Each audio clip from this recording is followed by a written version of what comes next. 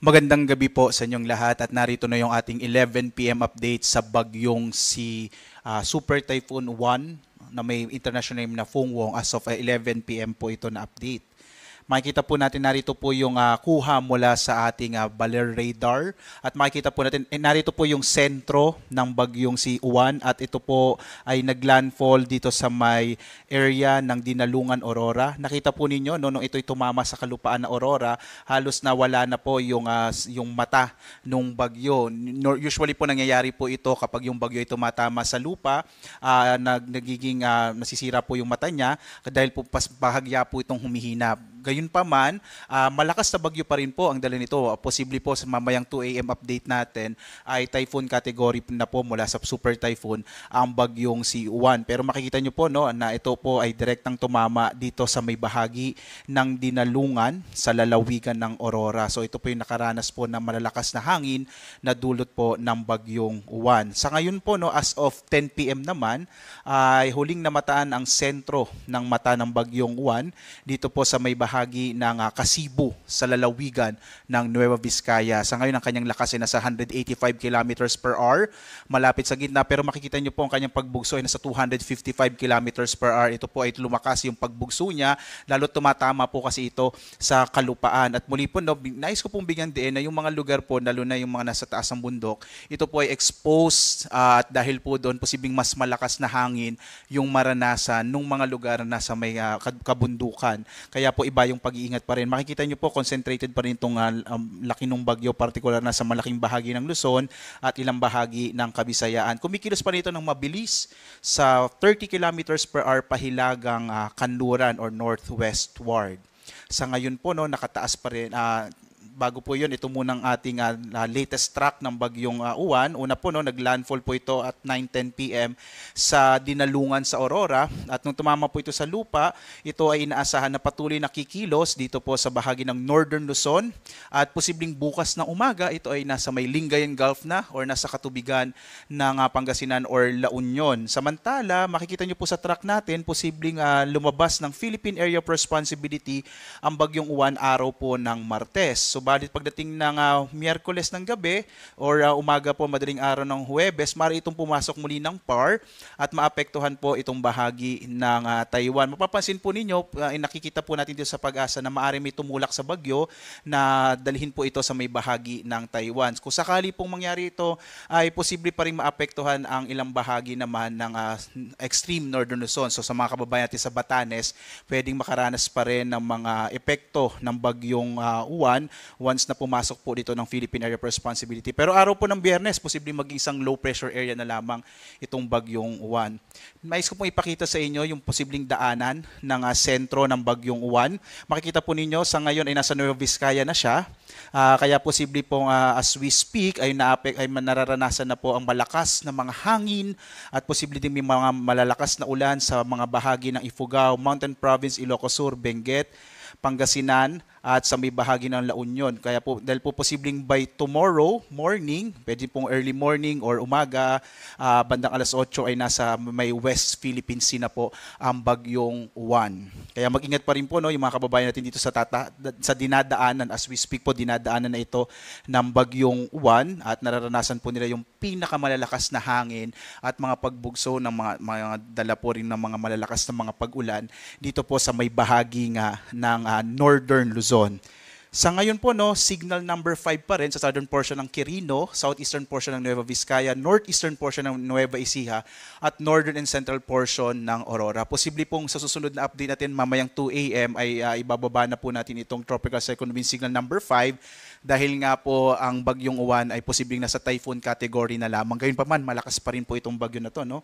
Signal number 4 naman sa southwestern portion ng Cagayan, gayon din sa buong lalawigan ng Isabela, Quirino, nalalabing bahagi ng Nueva Vizcaya, southern portion ng Apayao, Abra, Kalinga, Mountain Province, Ifugao, Benguet, southern portion ng Ilocos Norte, Ilocos Sur, La Union, Pangasinan, rest of Aurora, rest of Nueva Ecija, eastern and central portions ng Bulacan. Signal number 3 din po sa northernmost portion ng Zambales, northeastern portion ng Tarlac, easternmost portion ng Pampanga, easternmost portion po ng Bulacan, hilagang bahagi ng Rizal, hilagang bahagi ng Quezon, kasama pa rin po itong Polillo Island, signal number 4 pa rin yan, northern eastern portion ng Tarlac, eastern portion ng Pampanga, hilagang bahagi ng Zambales at ng Quezon. Ulitin po natin, kasama po dyan yung Polillo Islands. At signal number 3 po sa nalalabing bahagi ng mainland Cagayan, gayon din sa nalalabing bahagi ng Apayao, Ilocos Norte, Tarlac, dito sa Pampanga, Bulacan, nalalabing bahagi ng Bulacan, ng Zambales. Dito po sa amin, sa buong probinsya po ng Bataan, at ang Metro Manila, signal number 3 pa rin po sa ngayon. Gayon din ang nalalabing bahagi ng Rizal, Laguna, Batangas, Cavite, central portion ng Quezon, kasama din yung Camarines Norte.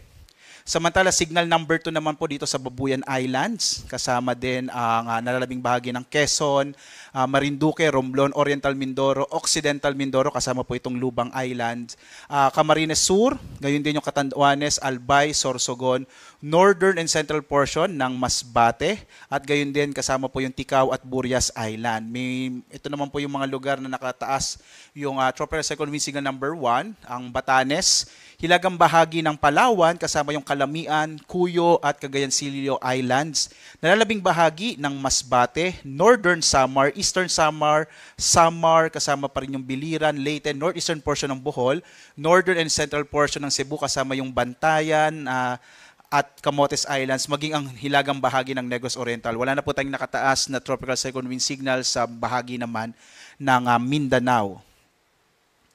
At nakataas pa rin po ang tropical cyclone wind signal number 1 sa northern central portion ng Negros Occidental, maging dito po sa may western Visayas, particular na nga yung mga lalawigan ng Guimaras, Iloilo, Capiz, Aklan, kasama yung Antique at yung Caluya Island. Samantala po, ay asahan pa rin, no? Dahil mapapansin po natin na babawasan na po yung mga lugar na may tropical cyclone wind signal, pero posible pa rin na makaranas sa mga pagbugso ng hangin, lalo na po sa may bahagi ng Palawan at ang bahagi ng Visayas at Mindanao. Kahit po walang nakataas sa tropical cyclone wind signal, posible pa rin po yung mga pagbugso ng hangin bukas. Malaking bahagi pa rin ng Luzon at Visayas dahil lalayo na po yung bagyo, posibleng mababawasan na po yung mga nakataas na mga babala natin, pero posible pa rin yung mga pagbugso ng hangin na dulot ng bagyo. At pagdating po ng araw ng Martes, posibleng nasa labas na ng Philippine Area of Responsibility ang bagyong Juan, pero posible pa rin yung mga pagbugso ng hangin sa malaking bahagi ng Luzon, lalong-lalo na po sa western section ng Luzon. Narito naman po yung ating inaasahang mga pag-ulan. Posible pa rin yung mga malalakas na mga pag-ulan, lalo na po doon sa dadaanan ng bagyo dito sa may northern at lang bahagi ng Central Luzon. Mag-ingat pa rin po sa mga posibilidad ng mga pagguho ng lupa, mga flash floods at mga landslides, at maging pag-apaw po ng mga ilog, no? Kaya mag-ingat po sana sa mga sandaling ito, naka-evacuate na po or nasa mga ligtas na lugar na po ang ating mga kababayan, lalong-lalo na dito sa dadaanan ng bagyong or sa dinadaanan ng bagyong Juan. Pagdating po ng araw ng Lunes, bukas ng gabi hanggang Martes, makikita po natin, no, significantly mababawasan na yung mga malalakas na mga pag-ulan. So bukas po ng umaga, posible magsimula na pong mabawasan yung mga pag-ulan sa malaking bahagi ng Luzon. Posible pong ang mga malalakas na mga pag-ulan na lamang ay dito sa may western section ng Luzon, itong Ilocos Region, Zambales, Bataan, ilang bahagi ng Cavite, Batangas at Occidental Mindoro. Kaya po pag alis ng bagyong Juan by tomorrow, posible po sa hapon ay mababawasan na ang mga malalakas na mga pag-ulan, maulap na kalangitan ng mararanasan po natin sa malaking bahagi ng Luzon at Kabisayaan. Bukas po yan, hapon or gabi.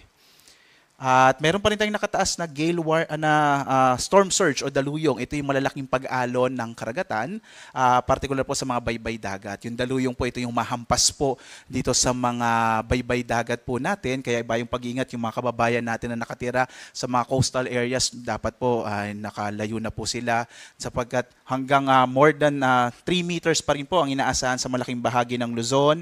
At gayon din po, inaasahan pa din natin ang posibilidad na hanggang 3 metrong alon sa ilang bahagi pa ng Kabisayaan, ng Palawan, ng Mindoro, habang dito po sa area ng Samar, itong northern eastern Samar, maging sa Dinagat Island sa Zamboanga Peninsula, posible pa rin ang mga storm surge dahil nga po malawak yung bagyo natin, mahigit 1,000 kilometro yung diametro nito, kaya makikita nyo malawak din yung mga lugar kung saan pwedeng magkaroon ng daluyong mula 1 hanggang mahigit 3 metrong taas ng alon ng karagatan, particular na dito sa baybay dagat.